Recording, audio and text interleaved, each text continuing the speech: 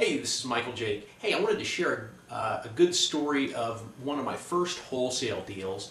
And not only was this my first real wholesale deal, it was really the deal that kind of put me mentally in a different world. It helped me build my confidence, realize that what I was doing before, I was really just being busy for busy's sake and wasting a lot of time, energy, and effort to ultimately make a whole lot less on these wholesales and flips I was doing. So I want to tell you exactly how this first one took place. How I made $23,785 and 83 cents for about 3 hours worth of my time on this deal. But before I forget, hey, I got a new website coming up very soon with a lot of free resources, more videos, more emails specifically on wholesaling houses. So check out freewholesalingmentor.com, coming soon. Okay, so let me show you again. I keep this file, and I'd like to say I had all copies of my checks, but this was the first check I actually made a copy of because it had such a big impact on me. And I had been basically, when I got started, I was doing a lot of driving for dollars. My wife and I would go out on the weekends, and she'd take one side of the road, and I'd take the other side, and we'd just kind of drive up and back and up and back and up and back the streets looking for junkers.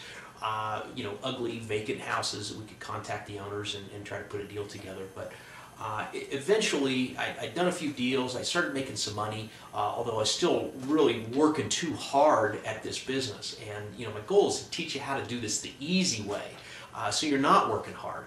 But this way I ran an ad. And I'd gone to a couple of marketing boot camps, and I finally started putting some of the pieces together. And I ran this ad in just a little penny saver classifieds, and it was something like part-time job, need car and camera, taking pictures of houses. And I gave him a phone number, and I had set up like a special cell phone with a voice box on there. Before I even got the thing set up, the first call I got, this kind of sounds like seminar La La Land, but this is really how it went down.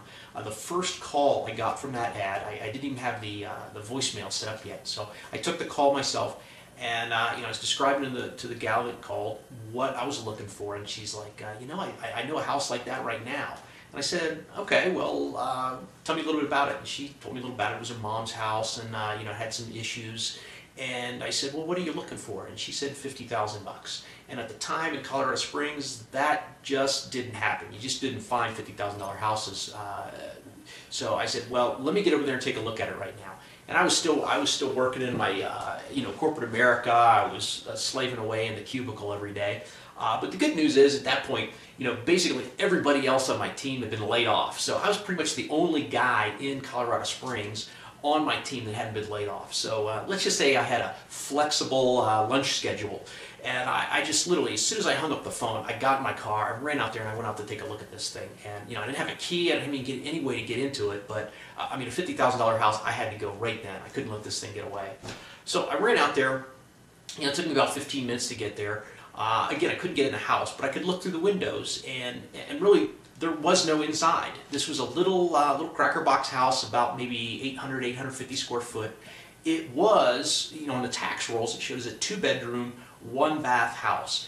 But after looking through the windows, literally, there was no inside to the house. There was basically you could see the 2x4 studs, you could see the floor, or most of the floor. There was a big hole, I guess where the kitchen used to be, and apparently the plumbing had leaked and it kind of rotted the floor out. And eventually, the lady that lived there, she had about 30 cats.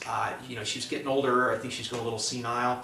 Had 30 cats in there, and they were all getting down into the crawl space and using it like a litter box. And ultimately, the city came in and condemned the house. So I guess the kids of the lady that owned it had all come over there. They literally stripped the inside of the house down to the 2x4s, and it was laying in a big, huge pile of crap in the backyard. So that was basically what the house looked like. And I had never rehabbed a house. I had really no idea what it would take to fix that house. But I kind of took what I had learned on what's it going to cost to finish a basement as $1 per square foot. So I just basically took that number, I multiplied it by the square footage of the house.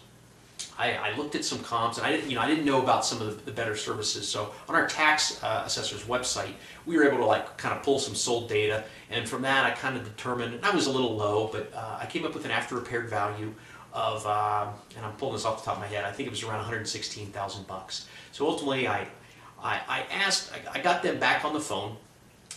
She's like, you really need to talk to my other sister down in, out of the state. So it took me a while, got her on the phone, and I said, well, what's the best offer you've had on this thing? And wasn't even sure if they had one, but she's like, well, somebody had offered us $40,000, and we really need $50,000 for this thing. And with my limited negotiation skills, I just said, well, what's the best you could take if I paid you all cash and closed quickly? And she immediately dropped down to $45,000, and I said, I did just kind of what I was taught from a couple of courses I got. I said, would you split the difference with me? So I went from 40, they had one offer at 40, she had countered to me at 45, and I said, would you split the difference? So we settled at $42,500. And I tell you, being out of state, I was sweating bullets. It took me all weekend to get this fax contract to go through, and I'm thinking, is this my fax machine? I'd never owned a fax machine before, or used one really for that matter. And I got one at the house, because the course said I needed to have a fax machine so we could fax offers. Trying to get this thing through, and ultimately it wasn't my fax's problem, it was the gal I was trying to send it to. But anyway, after a weekend of sweating bullets, finally got the contract over to him, got it signed, got it to the title company. And literally, I didn't have a buyer's list at that point, which was a problem. And hopefully, if you've watched some of my other videos, that's not what you need to do. You need to go backwards. So watch my video if you haven't already on the 8 steps to wholesaling a house. I think that'll be real helpful. But regardless, there was a guy I had met at the Cube Farm in corporate America who he had told me, and I was kind of sharing some knowledge, and he said, look, hey, I'm looking for a deal. My dad's retired. I'm looking for him a project for him to fix up.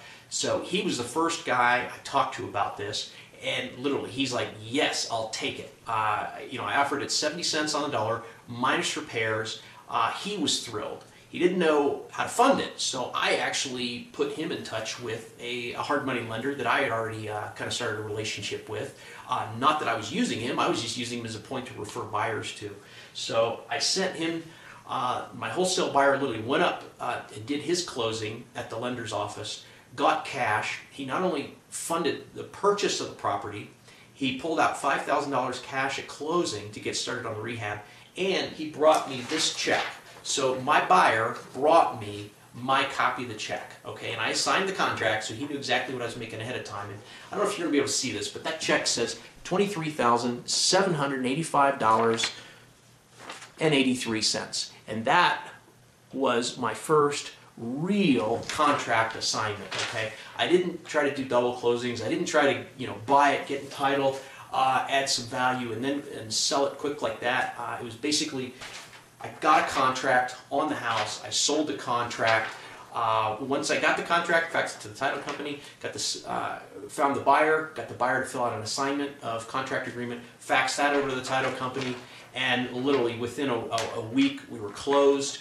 I had, with travel time to the deal the first time on the phone, even all the hassles with the fax machine, and then going to the title company, which you don't necessarily have to do, to get my check. I had less than 3 hours in this for nearly 24,000 bucks. Not a bad return on my hour.